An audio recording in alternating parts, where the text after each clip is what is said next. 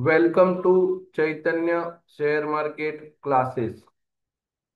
तो सबसे पहले आप सारे स्टूडेंट को मैं क्लासेस की तरफ से थैंक्स कहना चाहता हूँ कि आज आपने ये डिसीजन लिया हुआ है कि मुझे शेयर मार्केट सीखना है। और उस सीखने के लिए आपने आज चैतन्य शेयर मार्केट को सिलेक्ट किया हुआ है, हमें ये एक चांस दिया हुआ है कि हम आपको शेयर मार्केट सिखा सके। तो आपका ये जो डिसीजन है चैतन्य शेयर मार्केट को सिलेक्ट करना, ये मेरे एंड से मैं 101% ट्राई करूंगा कि कोर्स कंप्लीट होने के बाद आपको ये लगना चाहिए कि ये मेरा डिसीजन 100% सही था। मैं एकदम राइट जगह पे आया था, जहां से मुझे शेयर मार्केट बहुत बढ़िया तरीके से सिखाया गया है और उसका यूज करके मैं मार्केट से पैसे बना रहा हूँ।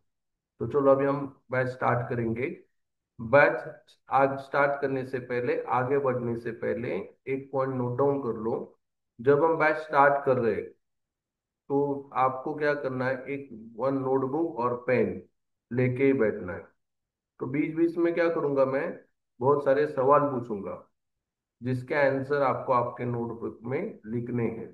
तो ऑलवेज आपके सामने एक नोटबुक और पेन कुछ पॉइंट नोट आउट करने के लिए होना चाहिए। तो चलो अभी हम आगे बढ़ते हैं। सबसे पहले मैं मेरा इंट्रोडक्शन दे देता हूँ। माई सेल्फ किशोर बानगे। मैं चैतन्य शेयर मार्केट का फाउंडर ओनर हूँ। मैंने ये क्लास स्टार्ट किया था, तब से मैं ट्रेनर हूँ, as well as full time trading भी करता हूँ। मतलब मैं सिर्फ ट्रेनर नहीं हूँ। तो ट्रेडिंग ये मेरा पैशन है। मैं बहुत सालों से ट्रेडिंग कर रहा हूँ और मैं अलग अलग सेक्टर में, अलग अलग प्रोडक्ट पे, अलग अलग जहाँ पे चांस मिले वहां पे ट्रेड कर लेना है भाई। मतलब ऐसे कोई दिमाग में नहीं रखना है अपने को इक्विटी ही करना है, मुझे इंट्राडे ही करना है, मुझे स्विंग ही करना है, ऐसे कुछ नहीं है। जहाँ पे चांस मिला वहां पे ट्रेड करना बनता है। 20 इयर्स का मेरा स्टॉक मार्केट का एक्सपीरियंस है। इन बिटवीन 20 इयर्स में से कुछ साल जो मेरे स्टार्टिंग फेज थे, मेरा क्वालिफिकेशन एमकॉम हो चुका है, बट लिटरली बोलता हूँ क्वालिफिकेशन को शेयर मार्केट में काम करने का कोई मतलब नहीं है। मतलब दूर दूर से कोई लेना देना नहीं है। तो 2003 में मैंने एमकॉम कंप्लीट करने के बाद शेयर मार्केट में एज अ सेकेंडरी इनकम मैंने बोल के मैंने स्टार्ट किया था। तब मैं ऑडिट में जॉब करता था। ऑडिट करते करते शेयर मार्केट में सेकेंडरी इनकम सोर्स के हिसाब से मैंने इसको स्टार्ट किया। एक दो तीन साल के बाद मुझे ऐसे लगा कि मुझे share market as a full time होना चाहिए, फुल टाइम में इसमें जाना चाहता हूँ। तो मैंने नेशनल स्टॉक एक्सचेंज कुछ एग्जाम्स दे दिए। उसके बाद मैंने share market as a career choice किया, करियर सिलेक्ट किया। फिर मैंने ब्रोकिंग फर्म में ज्वाइन किया। ब्रोकिंग फर्म में मैंने 8 to 9 इयर्स ब्रोकिंग फर्म में जॉब किया हुआ है। तो ये चीज मैटर करता है कि आपको जो ट्रेन कर रहा है वो ट्रेनर थेरोटिकल नहीं, उसका पूरा प्रैक्टिकल एक्सपीरियंस। मतलब with in 8 years in broking industry 1000+ client मेरे हाथ से चले गए। उनके पोर्टफोलियो मैंने हैंडल किए हुए हैं। मैंने देखा है कि विनर क्यों पैसे बना रहे हैं और लूजर क्या गलती कर रहे हैं जिस वजह से उनका मार्केट में लॉस हो रहा है। तो यहाँ पे हम सिंपल सी चीज देखेंगे, विनर पैसे क्यों बना रहा है तो वो चीजें अपने को करनी है, और लूजर पैसे क्यों गवा रहा है जो कि अपने को अवॉइड करना है। तो मैं सिंपल पॉइंट बताऊंगा, ये करना है और ये नहीं करना है। तो जो करना है वो करना है और जो नहीं करना है उसको अपने को कंट्रोल करना है कि भाई सर ने बोला ये नहीं करना है तो ये नहीं करना। 2008 में मैंने क्लास स्टार्ट किया। इनिशियल फेज पे जब मैंने क्लास स्टार्ट किया तो मैंने बहुत कम स्टूडेंट आते थे, क्योंकि तब मैं जॉब भी करता था और साथ ही साथ क्लासेस भी लेता था। 2014 में मैंने जॉब क्विट किया और उसके बाद मैं फुल टाइम ट्रेडिंग में स्टार्ट की। मैंने फुल टाइम ट्रेडर। तो तब से लेके आज तक मैं ट्रेडिंग भी करता हूँ और साथ ही साथ अपनी क्लासेस इंस्टीट्यूट भी रन कर रहा हूँ। मोर देन 20,000 कैंडिडेट मैंने यहाँ पे ट्रेन किए हुए। तो उसमें 9 स्टैंडर्ड से लेके डॉक्टर तक अलग अलग एज से, अलग अलग एजुकेशन से, अलग अलग बैकग्राउंड से स्टूडेंट आए हुए। तो सबसे पहले देखो यहाँ पे, अगर आपको शेयर मार्केट सीखना है तो इलिजिबिलिटी क्राइटेरिया क्या होना चाहिए, एक मैटर करते हैं ना कि भाई मुझे मार्केट सीखना है तो मुझे क्या आना चाहिए। तो आपको मोबाइल यूज करना आना चाहिए, मोबाइल ऑपरेट करना आना चाहिए, दैट्स इट। बाकी एजुकेशन एज कोई मैटर करने वाला बिल्कुल भी नहीं है। तो चैतन्य शेयर मार्केट की अगर आपको बात करेंगे तो जैसे मैंने बोला 2008 में स्टार्ट किया था, 20,000 प्लस स्टूडेंट ने ऑलरेडी ट्रेनिंग लिया हुआ है। उनके फीडबैक भी आप गूगल पे देख सकते हो, लगभग 3,000 के आसपास गूगल के ऊपर फीडबैक भी अवेलेबल है।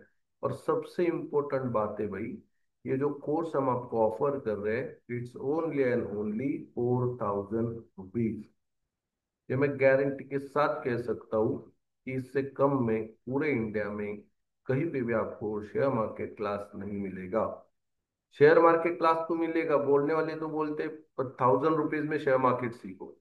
बट 1,000 रुपीज में वो क्या सिखाते हैं ये भी तो देखना उतना ही जरूरी है ना। सिर्फ बेसिक शेयर मार्केट बता के छोड़ देंगे, आगे उनका एडवांस कोर्स अलग रहेगा, टेक्निकल एनालिसिस अलग रहेगा, फ्यूचर एंड ऑप्शन अलग रहेगा, कितने अलग कोर्स करेंगे ना। अगर आपको मार्केट से पैसे बनाने हैं तो आपको पूरा शेयर मार्केट सीखना जरूरी है। तो यहाँ पे हम 4,000 में each and every part cover करेंगे, जिसके बाद आपको वापिस बाहर किसी इंस्टीट्यूट को, किसी अलग क्लासेस को ज्वाइन करने की जरूरत बिल्कुल नहीं रहेगी।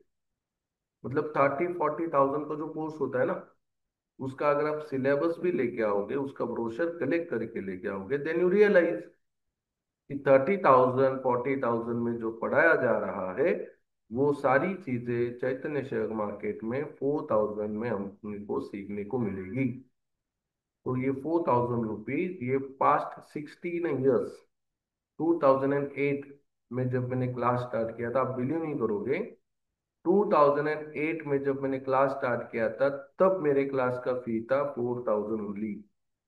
और आज हम 2025 में आए हुए हैं, तो भी हम चार्ज कर रहे हैं 4,000 only.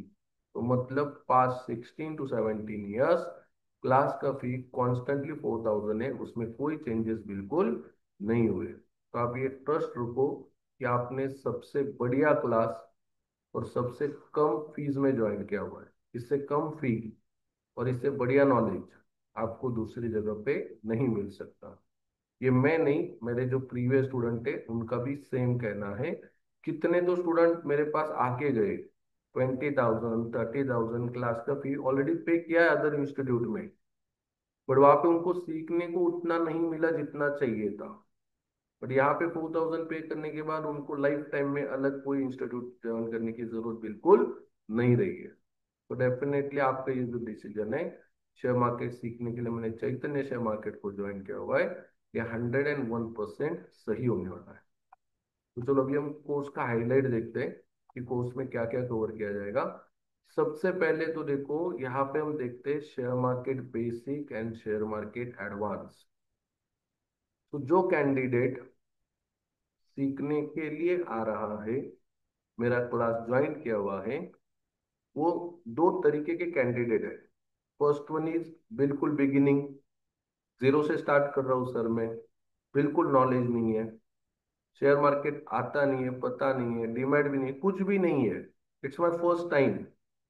Second one is the जिन्होंने ट्रेडिंग किया हुआ है, ट्रेडिंग करके कुछ लॉसेस लिए हुए, कुछ कभी प्रॉफिट भी हुआ है, कभी लॉस भी हुआ है, बट अल्टीमेटली लॉस में है सर। क्योंकि मैंने यूट्यूब वीडियो देखा, यहाँ पे देखा, टेलीग्राम चैनल ज्वाइन किया, दोस्त के ऊपर भरोसा रखा और सेल्फ स्टडी करके मैंने अकाउंट ओपन किया था, उसमें मेरे लॉसेस हुए थे। देन मुझे रियलाइज हुआ कि ये सेल्फ स्टडी वाला काम बिल्कुल नहीं है, यहाँ पे कोई तो एक मेंटर होना चाहिए जो हमें गाइड कर सके। तो देखो, सबसे पहले तो मैं ये बोलता हूँ, अगर किसी ने पहले से ट्रेडिंग किया हुआ है, तो उस कैंडिडेट को, उस स्टूडेंट को, जो भी उनको पता है, प्रीवियस नॉलेज है, उस नॉलेज को भूलना पड़ेगा। आप जितना जीरो होके यहाँ पे बैठोगे, उतना आपके लिए बढ़िया रहेगा। तो ये क्लास हम जीरो से स्टार्ट करेंगे, और जो पहले से जीरो है उनको कुछ करने की जरूरत नहीं है ना। वो पहले से जीरो है मतलब वो एकदम परफेक्ट प्रोडक्ट है, मैं बिल्कुल बिगिनिंग से स्टार्ट करने वाला हूँ।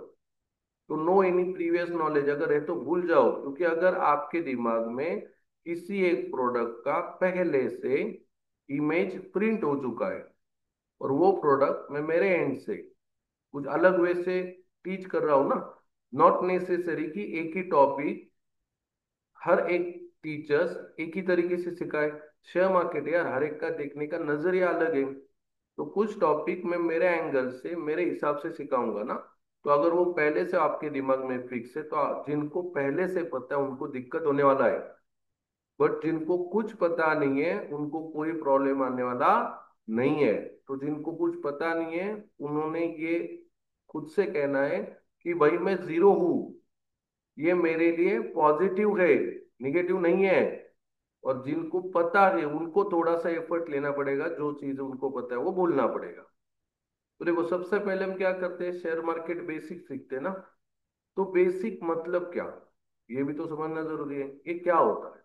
तो पहला जो कोर्स है, पहला जो टॉपिक है, जब हम स्टार्ट करेंगे ना, तो हम ओनली फोकस करेंगे आपका कॉन्फिडेंस बिल्ड करने के ऊपर। मतलब मैं क्या कहना चाहता हूँ पहले ठीक से समझ लो। जिन्होंने ट्रेडिंग किया हुआ है, एक का दो ट्रेड में पैसे बन भी गए हैं। पैसे हमेशा नहीं जाते, कभी पैसे आते हैं कभी पैसे जाते हैं। पैसे तो आ रहे हैं, पैसे तो बन रहे हैं। बट जो पैसे बन रहे हैं उसके साथ साथ कॉन्फिडेंस भी आ रहा है क्या, ये भी ज्यादा मैटर करता है ना। मतलब एक अलग वे से बताता हूँ मैं, तो आपको मैं क्या कहना चाहता हूँ वो समझ में आ जाएगा। आपके सामने दो कैंडिडेट है, एक रामू है और एक शामू है। रामू शामू दोनों के हाथ में बलून शूटिंग का गन दिया हुआ है, सामने बलून लगे हुए हैं। रामू को बताया गया और शामू को बताया गया कि भाई सामने जो बलून है उन बलून को आपको फोड़ना है। दोनों ने ये टास्क कंप्लीट किया। दोनों के रिजल्ट एक जैसे थे, बट टास्क कंप्लीट करने का तरीका कैसे था वो समझ लो। जो फर्स्ट कैंडिडेट था रामू, उसने क्या किया, बलून जहां पे लगे गए वहां पे गन रखी और आंख बंद करके फायरिंग किया। आंख बंद करके ना, और बाय लक फैक्टर रामू का बलून फूट गया। शामू को जब टाइम आ गया, शामू का जब चांस आ गया, तो शामू ने पूछा कि भाई सामने जो बलून लगा हुआ है उसमें से कौन सा बलून फोड़ना है। तो शामू को बताया गया कि जो बीच में सेंटर में लगा हुआ रेड कलर का बलून है उसे तुम्हें टारगेट करना है। शामू ने उसे निशाना लगा के टारगेट करके उसको फोड़ दिया। तो इसमें क्या सीखने को मिला, दोनों के बलून फूटे, सही है ना। बट दोनों का काम करने का तरीका कैसे था, अलग था ना। जो रामू का बलून फूटा वो उसके स्किल के हिसाब से नहीं था, वो 100% लक फैक्टर पे डिपेंड था।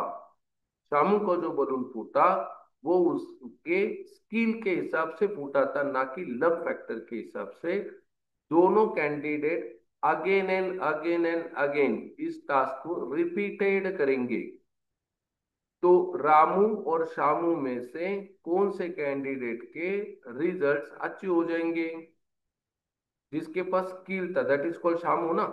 रामू का एक बार लक फैक्टर चला यार, बार बार नहीं चलेगा। तो आप मुझे ये बताना चाहता हूं मैं कि आपको जो मार्केट से पैसे बन रहे हैं, जिन्होंने ट्रेडिंग किया वो समझ जाएंगे। आपको जो पैसे बन रहे हैं वो आपके लक फैक्टर से बने हैं, या आपने कोई स्किल डेवलप किया हुआ है, कुछ सेटअप बनाया है ट्रेडिंग का, उस सेटअप से मिलेंगे।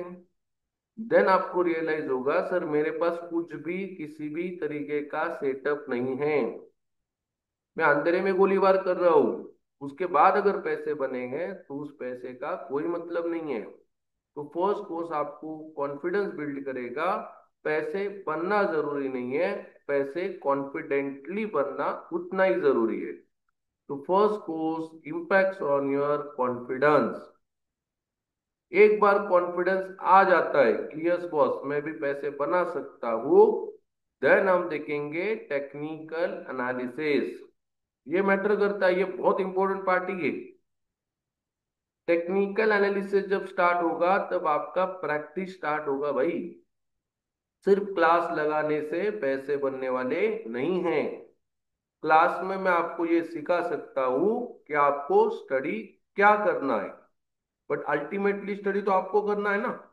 तो आपका स्टडी, आपका प्रैक्टिस मैटर करेगा कि आप मार्केट से कितना बढ़िया तरीके से रिजल्ट्स लेके आ रहे हो। प्रैक्टिस ही आपका ओनली वन वे है जो आपको सक्सेस की तरफ लेके जा सकता है। स्टडी क्या करना है ये पूरा पिक्चर क्लास में आपका कवर होने वाला है। देन आएगा टेक्निकल एनालिसिस, फंडामेंटल एनालिसिस के बाद आएगा commodity and currency market. Future and option पूरा कवर करेंगे, डिटेल में कवर करेंगे, क्योंकि मुझे पता है आज के दिन जो भी स्टूडेंट सीखने के लिए आ रहे हैं, most of the student attract in option market. तो मुझे पता है आपका दिलचस्पी ज्यादा से ज्यादा ऑप्शन मार्केट में ही है, तो वो भी हम यहाँ पे 100% पूरा कवर करेंगे। देन आएगा mutual fund industry, portfolio management, intraday और डिलीवरी ट्रेडिंग, मतलब ईच एंड एवरी पार्ट यहाँ पे कवर किया जाएगा, एक भी पार्ट रहने वाला नहीं है। First course basic to advance, इसका इंडेक्स समझ लेंगे। फर्स्ट हम स्टार्ट करेंगे इन्वेस्टमेंट कंसेप्ट, इस सिंपल टॉपिक से। तो देखो शेयर मार्केट जो है ना, वो जब स्टार्ट हुआ तो उसके पीछे का इंटेंशन क्या था, इन्वेस्टमेंट था। तो इन्वेस्टमेंट जो इंटेंशन था स्टार्ट करने के पीछे, शेयर मार्केट स्टार्ट होने के पीछे, वो तो अभी खत्म हो चुका है और सारे लोग सारे ट्रेडिंग कर रहे हैं। तो इन्वेस्टमेंट क्या, ये भी तो क्लियर होना चाहिए ना। एक्चुअली ये डायरेक्ट रिलेट नहीं करता है स्टॉक मार्केट से, बट फिर भी मैं ये मानता हूं अगर आपके इन्वेस्टमेंट की कंसेप्ट क्लियर नहीं है तो भाई आप शेयर मार्केट से पैसे नहीं कमा सकते। तो इन्वेस्टमेंट कंसेप्ट क्लियर होना बहुत जरूरी है। हम 55 तक आ जाते हैं, रिटायरमेंट तक आ जाते हैं हम, फिर भी अपनी इन्वेस्टमेंट की कंसेप्ट क्लियर होती नहीं है। तो ये इन्वेस्टमेंट कंसेप्ट क्लियर होना पहले बहुत इंपॉर्टेंट है। एक्चुअल 8 स्टैंडर्ड, जब आप ये टॉपिक मेरा पूरा सुनोगे ना, देन यू रियलाइज कि ये 8 स्टैंडर्ड के जो बच्चे हैं स्कूल में पढ़ रहे हैं, उनके एजुकेशन में उनको एक सब्जेक्ट होना चाहिए भाई, फिनेंशियल इन्वेस्टमेंट कंसेप्ट। तो उनको उसका बेनिफिट ज्यादा होता है।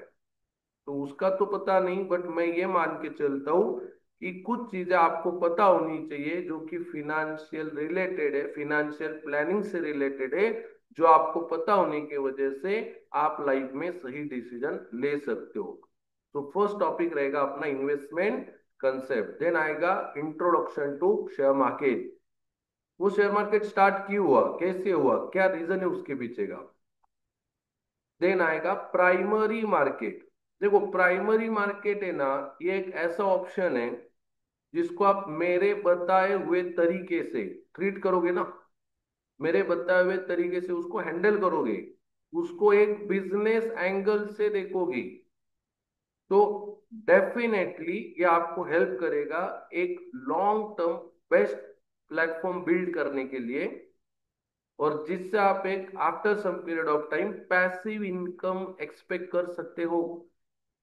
तो इसमें आपको लो रिस्क और हाई रिटर्न देने वाला प्रोडक्ट ही है। सिर्फ इसमें अगर आपको ट्राई करना है, काम करना है, तो कुछ एक्स्ट्रा स्टडी, एक्स्ट्रा टैलेंट, लोगों से कुछ हटके करना पड़ेगा। रेगुलर वे से जाओगे तो होने वाला बिल्कुल नहीं है। तो smart work that is the most important. तो प्राइमरी मार्केट को किस तरीके से ट्रीट करने से मैं उसमें एक लॉन्ग टर्म वेल्थ क्रिएट कर सकता हूँ, और after some period of time उसमें से मुझे पैसिव इनकम कैसे स्टार्ट हो सकता है, ये भी हम यहाँ पे समझ लेंगे। उसके बाद आएगा trading. There are two type of trading, intraday और डिलीवरी, दोनों डिटेल में कवर किए जाएंगे। सेकेंडरी मार्केट, देखो क्या करना है तो क्या नहीं करना है, ये भी तो उतना ही जरूरी है ना, कि भाई ये करना है, इन चीजों से दूर रहना है। तो शेयर मार्केट में कौन से चीजों से दूर रहना है, ये हम यहाँ पे कवर करने वाले हैं। देन देखेंगे security exchange board of India.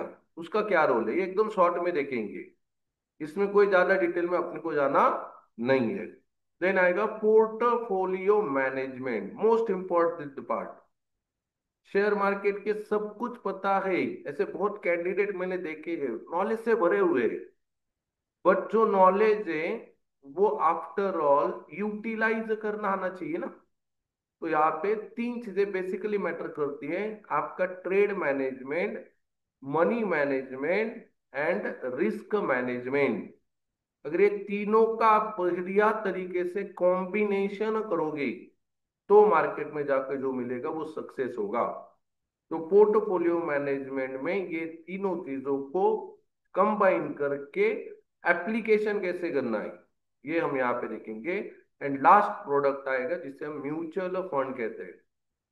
तो देखो म्यूचुअल फंड क्या है, कहने वाले तो कहता है म्यूचुअल फंड सही है, बट वो रियल में सही है क्या, और अगर है तो वो किसके लिए सही है, और नहीं तो किसके लिए नहीं। फिर वो सही नहीं है तो उसके बदले में कौन सा ऐसा प्रोडक्ट है जो मैं खुद से थोड़ा सा स्टडी करके, just like the mutual fund, but mutual fund में ना जाते हुए किसी और तरीके से, किसी और वे से म्यूचुअल फंड से बढ़िया return with low risk generate कर सकता हूं। तो वो हम यहाँ पे जब म्यूचुअल फंड का डिस्कशन किया जाएगा तो डिटेल में कवर करेंगे। ओके, तो ये हो गया अपना ओवरऑल जर्नी फर्स्ट कोर्स का, जिसको हम कहेंगे शेयर मार्केट बेसिक कोर्स।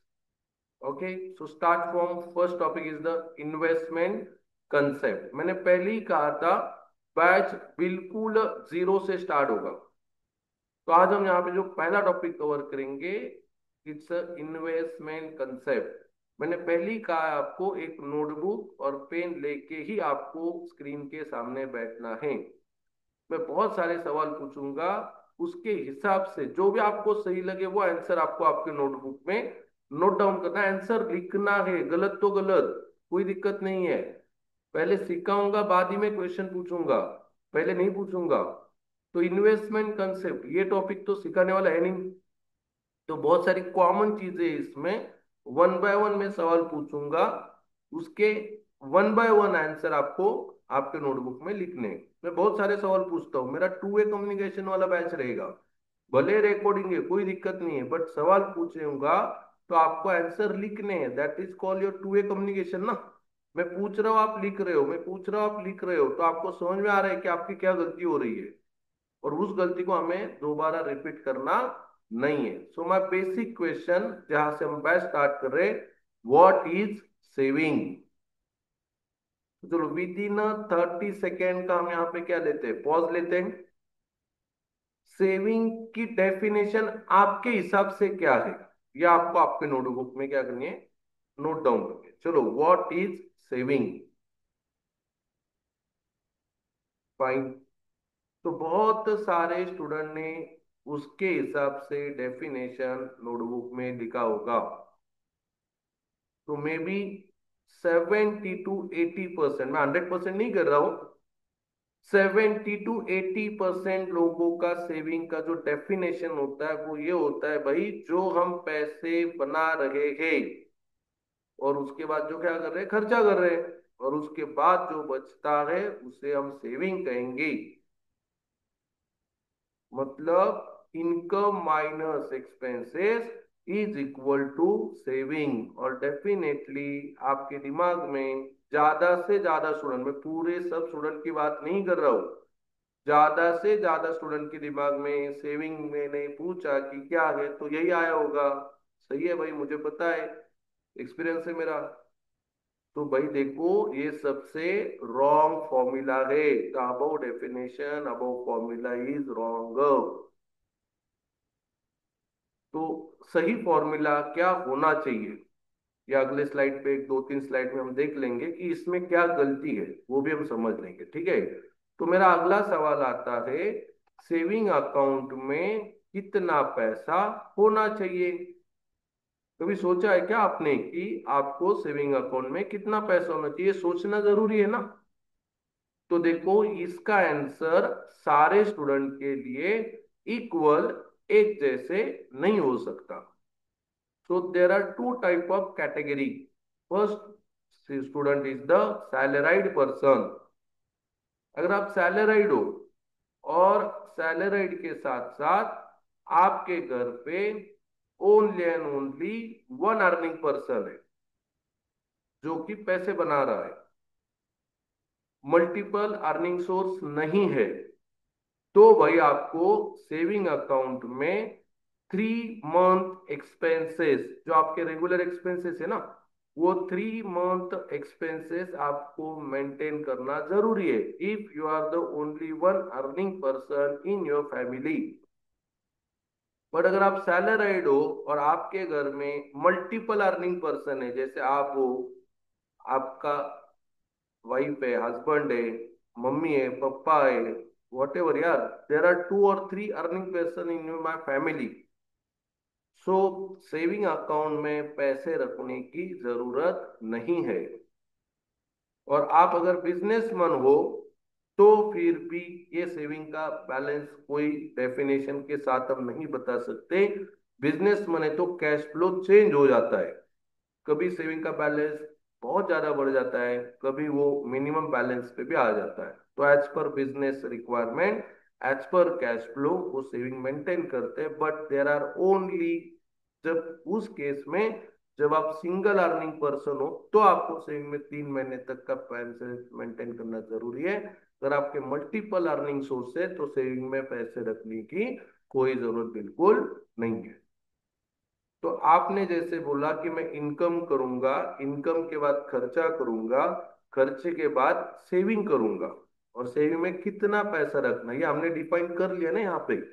हम मान के चलते हैं कि आप जो सीख रहे हो, you are the only one earning person in your family, और आपका जो महीने का खर्चा है, मंथली एक्सपेंसेस है ना, वो आपने सेविंग में मेंटेन किया हुआ है, तो उसको बार बार छेड़ना है क्या आपने को?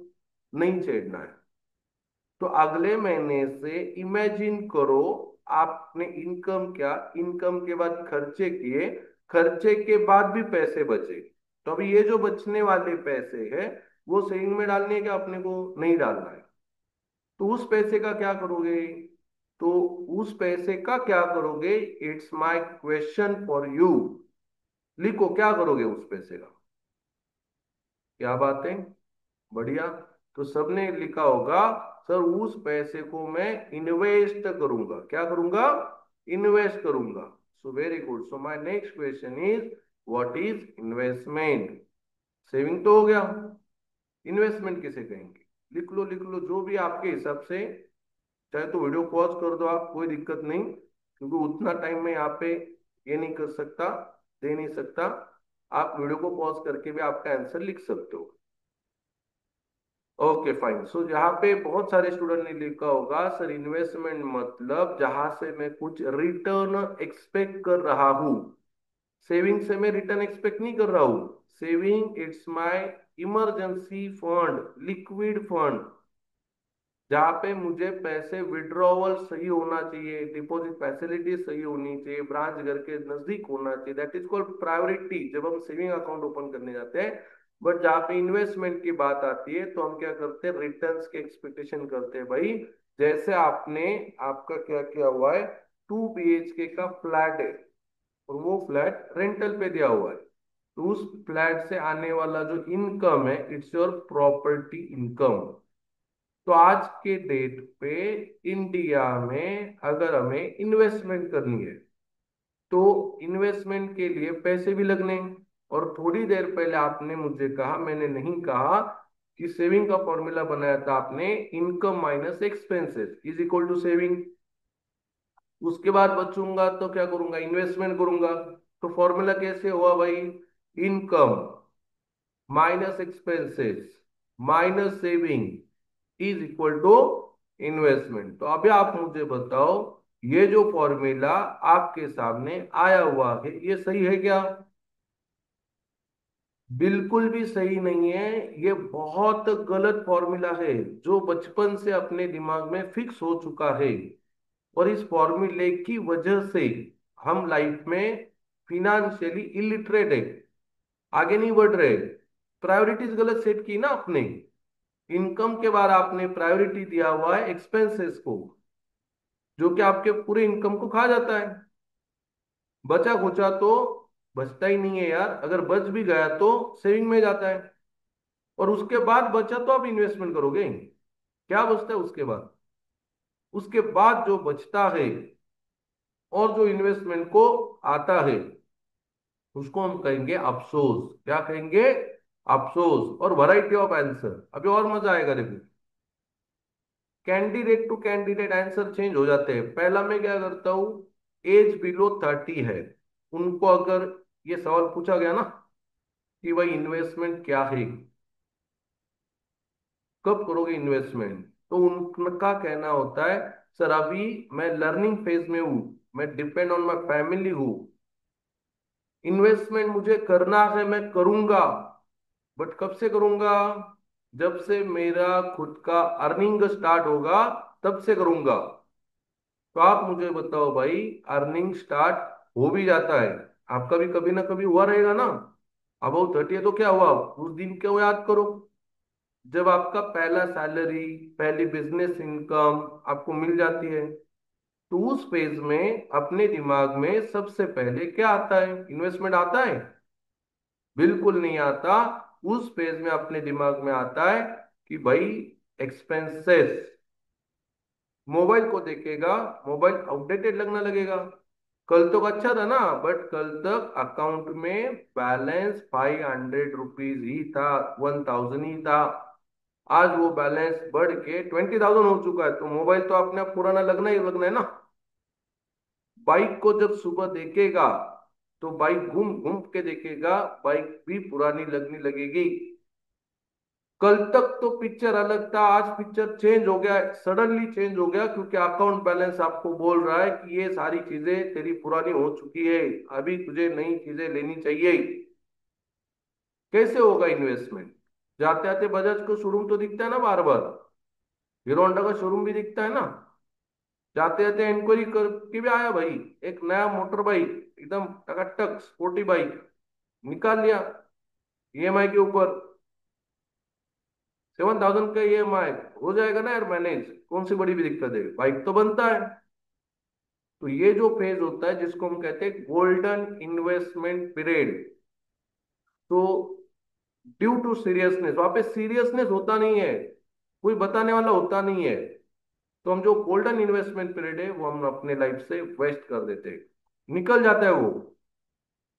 अगला फेज आता है अबव 30 बिलो 45। ये जो कैंडिडेट है ना, इनको अगर पूछा गया क्या भाई इन्वेस्टमेंट किया क्या, तो उनका कहना होता है काहे का इन्वेस्टमेंट, अभी तो मैं पेरेंट, काहे का इन्वेस्टमेंट, सो मिस्टेक। तो अभी तो मेरा जो इनकम है, जो मैं पैसे कमा रहा हूँ, वो जो मेरा सैलरी है ना, उससे मेरा घर खर्चा भी नहीं चल रहा है। तो मैं इन्वेस्टमेंट करूंगा, बट कब से करूंगा? जब से मेरी इनकम बढ़ जाएगी तब से करूंगा। बट इनकम भी बढ़ जाती है, नहीं ऐसी बात नहीं है, बट उसके साथ साथ हम अपने एक्सपेंसेस को बहुत फास्ट बढ़ा देते हैं, और जो एक्सपेंसेस है वो इनकम के बाद इन्वेस्टमेंट तक कुछ अमाउंट जाने ही नहीं दे रहा है। तो वो भी पीरियड अपना चला गया भाई। और अभी आ गए हम अबव 45, इट्स रिस्पॉन्सिबिलिटी के पिक पे हम। वहां पे पूछा गया इन्वेस्टमेंट किया क्या, तो भाई लगता है इन्वेस्टमेंट के नाम से भी डर लगता है, काहे का इन्वेस्टमेंट, तो लाइफ चली जाएगी बट इन्वेस्टमेंट नहीं हो पाएगा। तो इन्वेस्टमेंट करने के लिए सबसे पहले आपको आपकी प्रायोरिटीज को चेंज करना पड़ेगा। तो वो प्रायोरिटीज क्या होनी चाहिए? तो देखो यहाँ पे ये फॉर्मूला अबव गलत है, दोनों फॉर्मूले गलत है। इनकम के बाद एक्सपेंसेस के बाद सेविंग नहीं होता, और सेविंग के बाद इन्वेस्टमेंट तो बिल्कुल नहीं होता। तो राइट फॉर्मूला क्या होना चाहिए? Income minus investment minus saving is equal to expenses. तो इनकम के बाद सबसे प्रायोरिटी दे दो आपके इन्वेस्टमेंट को, उसके बाद आपका सेविंग जाएगा, और बचे हुए पैसे से आप एक्सपेंसेस करोगे। तो यहाँ पे बेसिकली दो चीजें और मैं यहाँ पे ऐड करना चाहता हूं।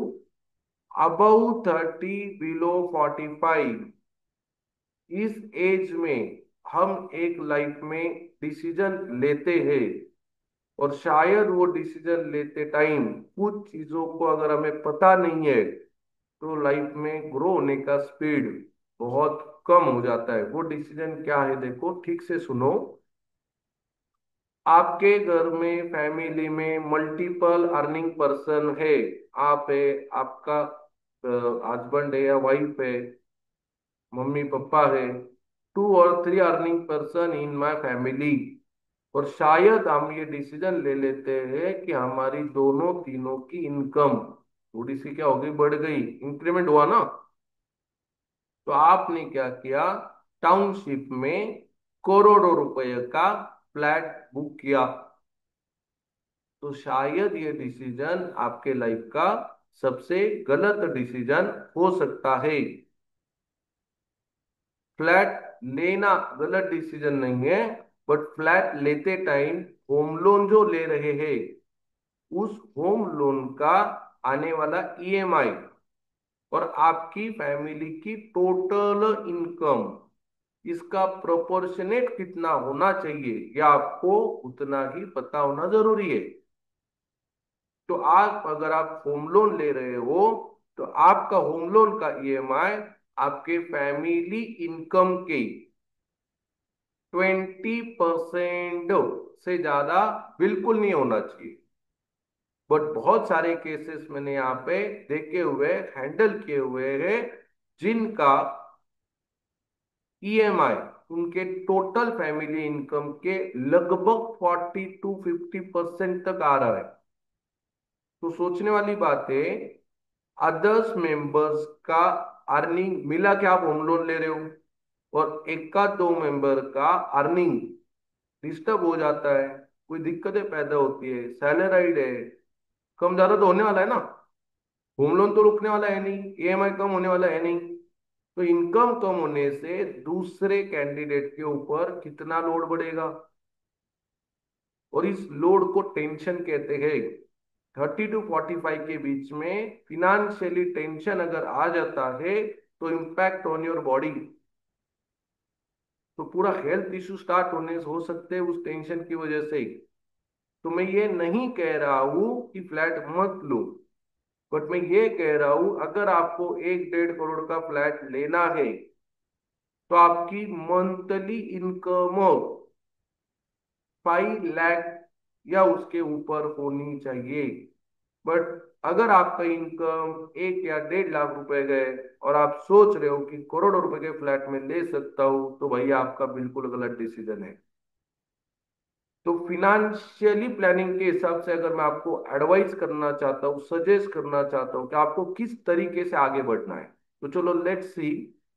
एजम्पशन करो कि आप 1.5 सीआर का फ्लैट लेने जा रहे हो। पेपर के ऊपर लिख लो, आप कोई दिक्कत नहीं, सारे कैलकुलेशन बताता हूँ, तो दिमाग में नहीं रहेगा तो लिख लो आप। Flat cost is 1.5 crore, 20% down payment, तो कितना आ गया, 30 लाख आ गया। 80% लोन अमाउंट, 1.2 सीआर आ गया। 1.2 सीआर के ऊपर होम लोन, और होम लोन का EMI approximately 90,000 rupees monthly EMI आ गया। तो अभी आप मुझे बताओ, ये जो 1.5 करोड़ का फ्लैट 30 लाख रुपीज का डाउन पेमेंट करके 90,000 के ईएमआई के साथ हम परचेस कर रहे हैं, कोई जरूरी है क्या? ये प्रॉपर्टी आपको रेंटल पे मिल सकता है, यस और नो? बिल्कुल मिल सकता है ना। तो अभी प्रॉपर्टी वही रहेगी, सोसाइटी वही रहेगी जहां पे मैं फ्लैट लेने का प्लान कर रहा हूँ, बट वो फ्लैट में रेंटल पे लूंगा। क्या होगा, ये थोड़ा पेपर पे सीन क्रिएट करो तो आपको पता चलेगा ना। उसी सोसाइटी में उसी टाइप के फ्लैट को कितना रेंटल चल रहा है, देख के तो आओ एक बार। Then you realize the rent is the near about 22,000 to 25,000 rupees। उससे ज्यादा नहीं रहेगा। मैं वर्स्ट टू वर्स्ट सिनेरियो पकड़ता हूँ 30,000, 25 तक ही मिल जाएगा यार। 30,000 मैंने बहुत ज्यादा अमाउंट पकड़ लिया हुआ है। सो आपको वही सोसाइटी में उसी टाइप का फ्लैट रेंटल पे लेना है। क्या होगा आगे, पिक्चर क्रिएट कर रहा हूं मैं, देखो। आपके पास सबसे पहले से हो जाएगा 30 लाख रुपए जो आप फ्लैट को डाउन पेमेंट करने वाले थे। और आपको ये समझना है, सोचना है कि मैंने होम लोन लिया हुआ है। ऐसे नहीं समझना है कि मेरे पास होम लोन नहीं है, मैंने लिया हुआ है होम लोन। ये जो मैं घर पे रह रहा हूँ ये मेरा खुद का है, जिसको मैंने 30 लाख का डाउन पेमेंट किया हुआ है। रेंटल पे ही लेना है, but imagine it's my own house जिसको मैंने 30 लाख दिया हुआ है, और मेरा 90,000 का ईएमआई स्टार्ट हुआ है। कितना रेंट पे कर रहे हो आप, 25 से 30 हजार। 30,000 पकड़ के चलो, वर्स्ट टू वर्स्ट सिनेरियो उससे ज्यादा नहीं रहेगा। 90,000 ईएमआई का पैसा साइड में रख के उसी में से 30,000 आपको रेंट पे के ऊपर पे करना है। फिर भी आपके पास दो अमाउंट से हुए, one is the 30 lakh rupees जो डाउन पेमेंट देने वाले थे, and second one is the 60,000 rupees जो हर महीने होम लोन को जाने वाला था। ये दोनों अमाउंट रियल इस्टेट के लिए निकाली हुई अमाउंट है ना। तो उस अमाउंट को क्या करना है, इन्वेस्ट इन ओपन लैंड। देखो, आपके एरिया में आजू बाजू में थोड़ा सा सर्वे करो, एग्रीकल्चर लैंड में बिल्कुल जाना नहीं है। RERA sanction, NA plot with RERA sanction, जिसके ऊपर लोन हो सकता है 3,000 स्क्वायर फीट, मतलब 3 गुंठा प्लॉट अपने को वो पैसे से लेना है।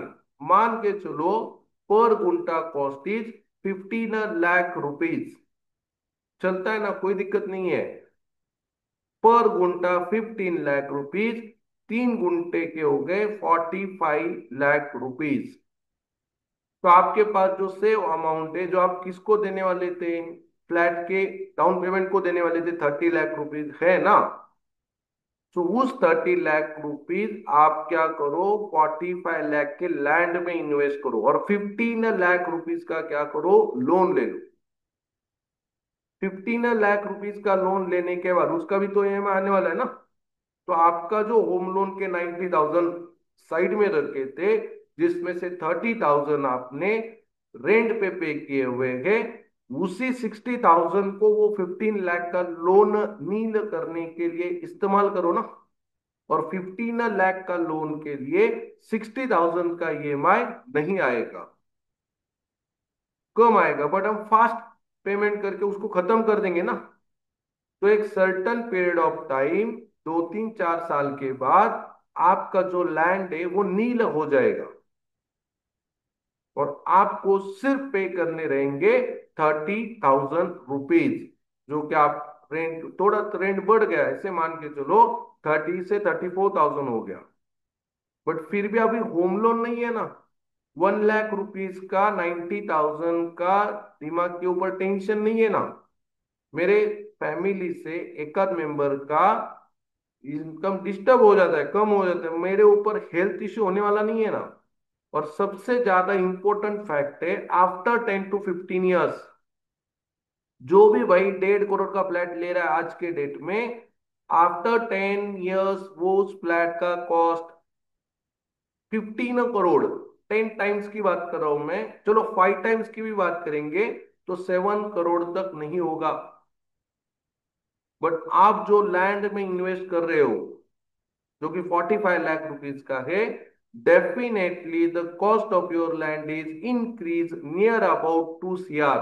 आफ्टर 10 ईयर्स की बात कर रहा हूं मैं, बिकॉज वो एरिया भी उतने ही फास्ट तरीके से डेवलप होगा। और उस डेवलप एरिया में आपके पास 3,000 स्क्वायर फीट का ओपन लैंड का प्लॉट है, जहां पे आप आपका बंगलो कंस्ट्रक्ट कर सकते हो।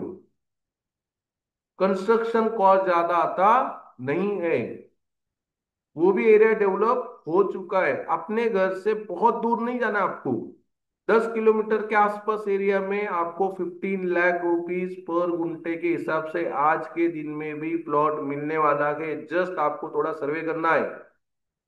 आफ्टर 10 ईयर्स वो रेंटल का फ्लैट छोड़ दो, वहां पे अपना बंगलो कंस्ट्रक्ट करो ना।